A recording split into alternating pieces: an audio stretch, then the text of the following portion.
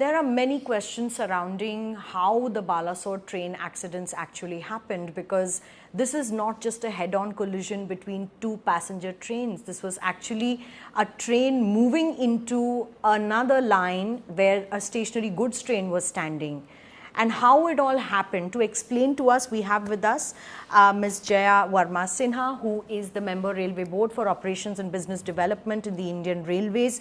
She was the one who explained to the Prime Minister Narendra Modi and gave that detailed presentation on an animated data logger on how the incident actually happened. Currently, ma'am, investigations are going on. But for a layman to understand what actually has occurred, where would you begin from? I would like to share the map to show you where exactly this happened. This is a railway map which shows the track coming from south going to Kolkata. This is the direction from Chennai and Bangalore and Bhubaneswar, and the train goes like this via Kharagpur to Calcutta. This is the place where the accident took place, which is Bhavanaga Bazaar. And if you see this, this is the station layout in a simple line diagram. And on that day, it is a 4-line station. It has 2 main lines and one up loop here and a down loop here. Ma'am, what is known as a main line? Main line is a train on which the train can go straight. It doesn't have any turns and bends, and since it is a straight track, the train can go at its maximum permitted speed. And that day, this Coromandel Express was at what speed exactly? It was at 128 kmph, which is its permitted within the permitted maximum permissible speed, which is 130 on this section. And the same thing for Yashwantpur. This was also travelling at 126. Its maximum is again 130. So you're saying, ma'am, the 2 main lines are to let the trains pass without any obstruction, straightforward? Yes, it's something like your highway, where the directions are separated. So this is your direction towards Chennai, and this is the direction towards Kolkata, and this we call upline and this we call downline at this particular station. And there were these 2 loop lines. Now, what is the function of a loop line? Loop line is an additional line which allows you to keep an extra train here and allow some other train to pass through the main line. Or it can also be that you keep a train here and pass another train like this. Okay. So it's supposed to allow the other trains to pass at any time when there are more than 2 or 3 trains together. More than one train. Yes. So, ma'am, what happened exactly on that particular day when Coromandel Express was coming towards this station? There were 2 trains actually coming towards this station. One from this direction. This was Coromandel Express. This was coming from Howrah, Shalimar actually, and this was coming from Bangalore. This is the Yashwantpur Express. This was going towards Kolkata and this was coming from Kolkata. And this train there are signals in advance which tell the driver that which is the route he is going to get. So if he is supposed to take the upline, main line, then he gets a green signal which allows him to go at his maximum speed. If he is to go to the loop line, then he gets the yellow which tells him that you have to go at a slower speed. Right. So at the time when the train was passing here, both these signals, what is this signal called, ma'am? The outer This signal? is called a distant Signal, and this signal is called the home signal. Home signal. So both the distant signal and the home signal are how far away from each other? They are nearly a kilometer away. Okay. So both were green at that time? Yes, both were green at that point of time because the route was set for the main line, and even this starter which allows the train to go into the block section, what you call the block section, was also green. So the route was set for a non-stop pass through this station. Okay. So the driver understands this and they go at their maximum permissible speed. So ma'am, when a goods train is kept on the loop line, I'm sure the station master is well aware of the train which is there stationary and which ones are passing and which ones are not. Oh yes, yes. And therefore, when this Coromandel Express passes from here, why does it move over here into the loop? That we don't know.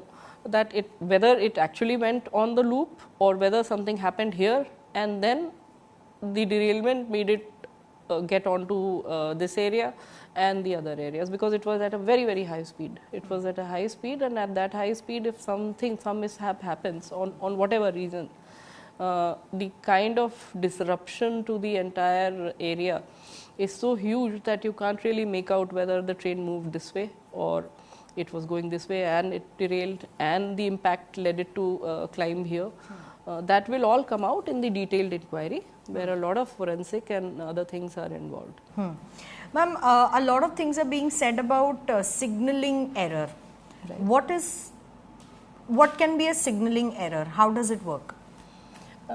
If the signals are green, the train has seen the signal, the driver has seen it. So how is it an error? See, from whatever we have seen from the data logger inputs, data logger is a record of what happened during that period. There was no signaling error apparently. These signals were green, the route was set for the main line, and the driver was following the appropriate speed and the signal instructions. Okay. So apparently there was no error at this level. However, this mishap has occurred.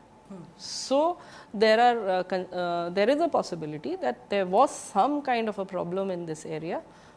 With what exactly, that will come out of the inquiry. But certainly something was wrong in this area which caused this accident and a major chaos.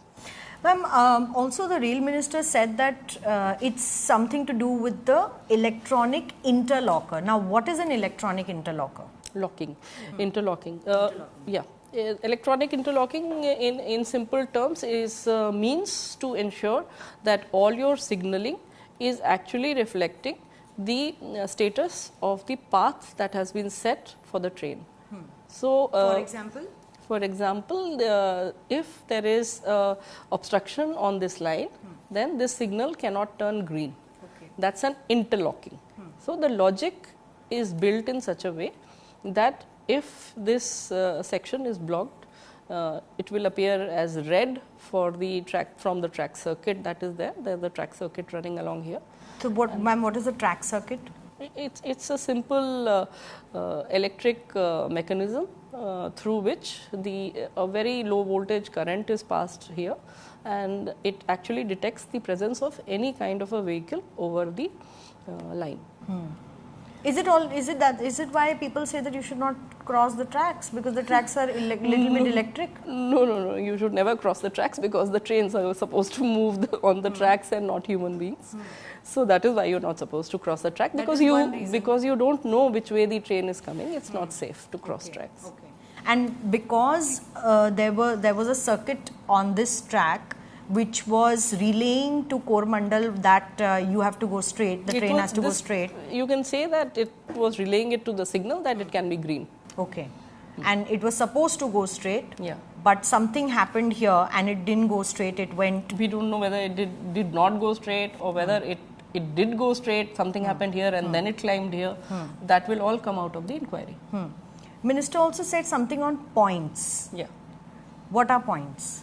Point is this. This is a connection between this line and this line. They are called points. This is called a point where you can actually move this point and decide which route the train can take. If the point is set for normal, then the route is for moving straight. And if the point is what we call set for reverse, then it is set like this, and the route will go like this, and then the locomotive and the train will go like this. So, ma'am, that day ultimately what exactly happened? The train moved like this? We don't know. Yet again, we don't know what exactly happened. We will know soon. And ma'am, but the train entered here, right? The train hit this area. The train hit the rear part of this train which was standing here. And in fact, the loco has been found on top of some of the wagons here. Some of the coaches are here. And what was the reason the loco actually stood impact. Up over it is the impact of of such a high speed movement that it will climb, the coaches get scattered all over because of the impact of the collision. So this is the area that you are currently investigating. Yes, this is the area we are investigating. And ma'am, does this have anything to do with Kavach? This kind of an incident is not directly related to Kavach, because Kavach is normally for the line on which the train is supposed to move. There is equipment in the loco and there is equipment in the ground which communicate to each other, and the loco is able to sense whether there is any obstruction on the path it has been given. And in case it discovers there is an obstruction on the same route that it is supposed to take, then brakes are applied automatically. In this particular case, and that happens when the train has adequate distance to apply its brakes. Since this was moving at 130 kmph and this was hardly a 100-meter stretch.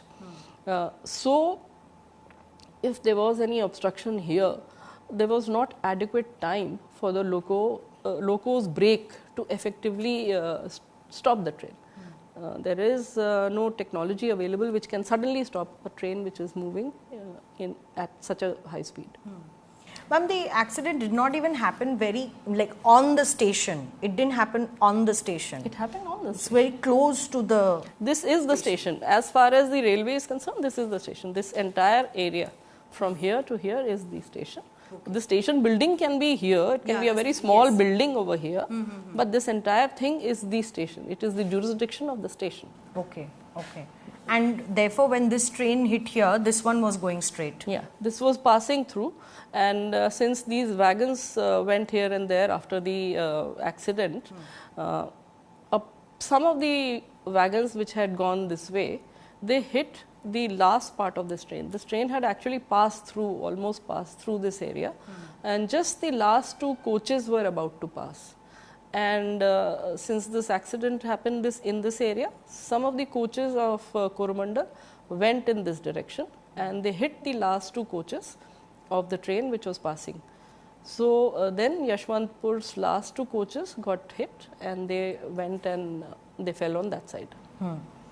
Ma'am, have you totally ruled out the sabotage angle in this area yet? No, nothing has been ruled out, and in fact you might be aware that a CBI inquiry is being ordered into this area. They will ascertain whether there was any other angle to the thing or not. But can it also be a human interface angle? Anything is possible actually. You cannot rule out any of the things until the inquiry comes through. All right. Thank you so much, ma'am, for speaking to us. And I hope folks clears out what exactly happened on the station that day, because it is complicated, but it is very important to understand, because the Indian Railways is a lifeline of the country. Many people take the trains every single day to travel the length and breadth of the country. And of course, the Indian Railways is doing all it can to make the travel safer. This incident is a black spot, but a thorough investigation has been ordered by the government as well as the rail authorities on the entire matter. If you like the video, do like, comment, share and subscribe.